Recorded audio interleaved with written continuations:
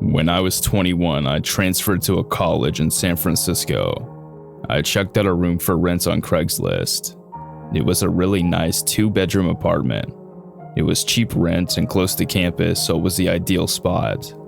The girl who lived there was 29 and her name was Beth.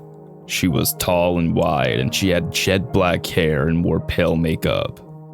She seemed nice, although a little quiet.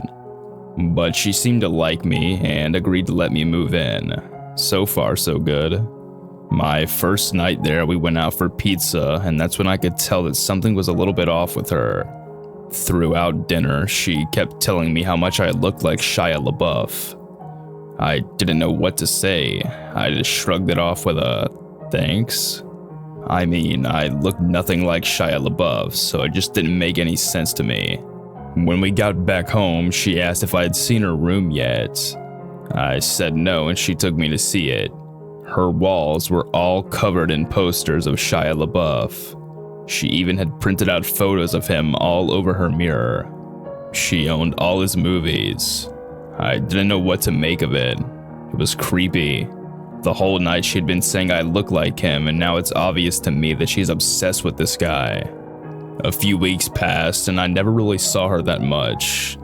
We didn't spend any time together, really. She would come home from work and practically run to her room. She would spend the whole night in there. She had this creepy, high-pitched giggle, and I would hear her giggling through the walls all night. I wondered what the hell she could possibly be doing. Occasionally, she would come out and talk to me for like 2 minutes, and she would always be slurring her words, so I suspected she was drinking a lot. Sometimes she wouldn't even say anything, and she would just stand in the hallway and watch me in the living room. I would turn and see her and be surprised and say, "Hello, Beth." And there would be this long, awkward pause, and then she would give out a creepy, high-pitched giggle. It was uncomfortable being around her. She gave me the chills. One night, I woke up around 2 a.m. because I heard what sounded like the front door being unlocked. I came out of my bedroom and all the lights were off, but I could still see Beth standing at the front door. She had her face against it and she was turning the lock back and forth over and over again. And every time she turned the bolt, she mumbled my name. Max. Max. Max. Seeing her standing in the dark and mumbling my name really freaked me out, and it doesn't help that she kind of looks like a bigger version of the girl from The Rings. I just quietly went back to my room and tried to sleep. One night I was watching Gladiator and she stumbled out of her room and turned on the living room light, forcing me to pause the movie, which was annoying. She then asked me if I wanted to hear about her ex-boyfriend. It was an uneasy segue into the topic, but I just said sure and then awkwardly sat back to listen to her.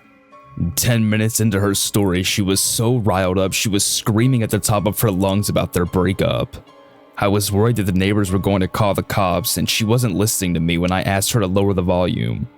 Amidst all the screaming, one thing she really said freaked me out. She was in such a fit and she yelled, "I'll slit his fucking throat." That was a big game changer. Suddenly, I had no idea what this girl was capable of. She was practically a stranger and everything I had seen was becoming alarmingly disturbing. After a few more minutes, she told me thanks for listening and she started doing her giggle. I got out of there pretty fast and went to my room to go to sleep. I had a pretty unsettled feeling about being in the house with her, and what's worse is that there was no lock on my bedroom door. I pushed the edge of my dresser in front of it to act as a little barricade. I woke up in the middle of the night to the sound of my dresser scraping against the floor. Beth was pushing the door open. I turned on my light, shouting at her to stop. I could see her through the opening of the door. She was drunk and had this insane look in her eyes. I pushed the door closed and yelled at her to go to bed. I could hear her walk back to her room, but I couldn't fall back asleep. The next morning, when I went out into the hallway, my heart dropped. I saw one of her steak knives was on the floor by my door. I got goosebumps all over my arms. All I could think about was her saying that she would slit that guy's throat. I confronted her about it and she said she didn't remember trying to push my door open. She said she didn't even remember telling me about her ex. I had enough. My lease was month to month, so I found a new spot and moved out. After about a month after I moved out, she contacted me. I was at the movies and my phone was off. When I got out, I turned my phone on and to my shock, I received in 40 plus text messages that she had sent me over the past 2 hours. They were all just insane texts that ranged from, "Hi, how are you?" to "I fucking hate you." It was insane. I didn't respond and I never heard from her again.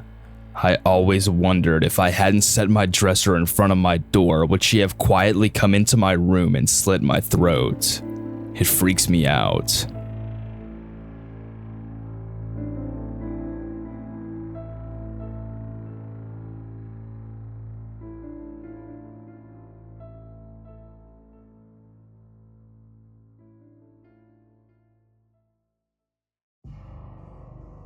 When I was 22, I moved 1,000 miles away from my Midwest home to the beautiful foothills of Tennessee. I had a new job, new car, and a nice apartment, but didn't know a soul outside of work. If my phone rang, I expected to hear a faraway family member or my long-distance boyfriend still in college. This was a landline. No cell phones yet. Despite being very alone, I was managing well with the excitement of all the new things in my life. I had only lived there for about 2 weeks when the unwanted calls started. The first call, a man's friendly voice asked what I was doing. I couldn't place him and thought maybe it was one of my cousins or uncles. I have a huge extended family. I ask his name. He laughs a little and his tone gets dark, a bit angry. He says, "You know exactly who this is, darling." I paused, deciding if this guy simply called the wrong number or is a creep. I choose the former, laugh, and politely tell him that he has the wrong number. He then recites my brand new unlisted unpublished phone number and my name. What the fuck? An intense chill races through me. I've only given my new number to my parents, sister, boyfriend, apartment manager, and employer. I'm new to the city in this lovely southern state. He does not like it when I tell him he called the wrong number and starts yelling at me, then tells me in a much calmer voice the many vulgar things he's going to do to me. I hang up and brush it off. He calls again around 1 a.m. I tell him to fuck himself and I hang up. He keeps calling, so I unplug the phone and return to sleep. However, as the days go by, the calls continue and escalate. He starts mentioning personal things about me. Said he liked the white quilt on my bed, knew what was in my fridge, that he's allergic to cats, I had one, and then asked me if I was in love with Mary. As I listened to his words, I was standing in my kitchen looking at the calendar taped to the fridge. It had Mary written in pink on the 17th with a heart around it because Mary is my sister and the 17th is her birthday. I started shaking and crying because suddenly I realized this creep has been in my apartment.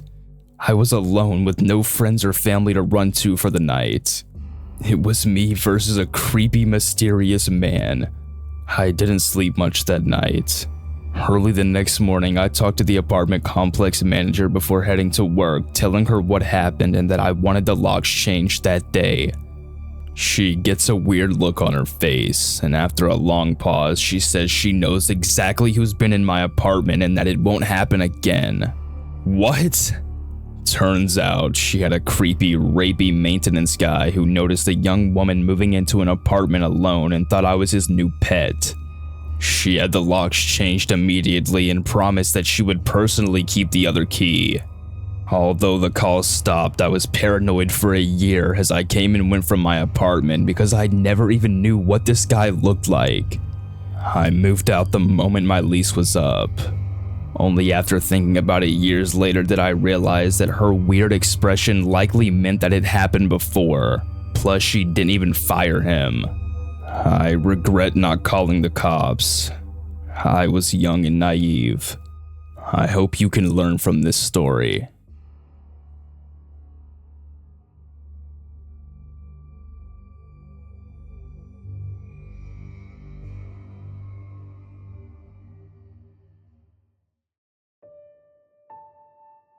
When I was 14, I was sharing a hotel with my parents for a basketball tournament out of state.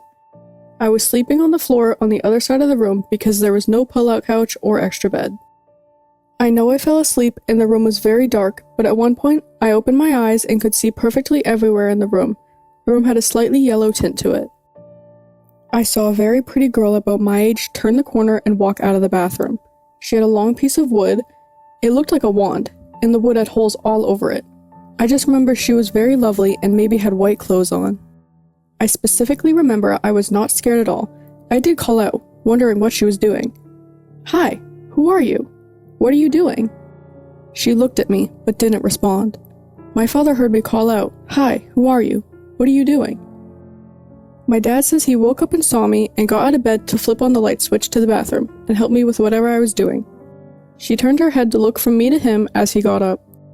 I'm watching this all go down from across the room. My dad reaches around her to turn on the light. In the last millisecond, she manages to look back at me. Dad flips on the light switch and she's immediately gone. Now the lights are on and my dad is looking where she was standing. I call out, "Dad, did you see her too?" Dad goes, Kate, I thought that was you. "No, I was over here the whole time. I saw her walk out of the bathroom and I didn't know who she was." We couldn't explain it. We both saw her walk out of the bathroom. We sat there for maybe 20 minutes recounting what we saw over and over. My dad prayed over me, and we somehow went back to sleep. Even crazier, my mom, who has a horrible time sleeping for more than 2 hours at a time, slept through the whole thing and still says she's never had a more restful night of sleep that she could ever remember. Can anyone explain what this occurrence could have been? Was she a ghost? A memory? An angel? Why couldn't she talk? Why was she there? Why could we both see her? I've always told this true story as a party trick, but lately, I really am hoping to do more investigating.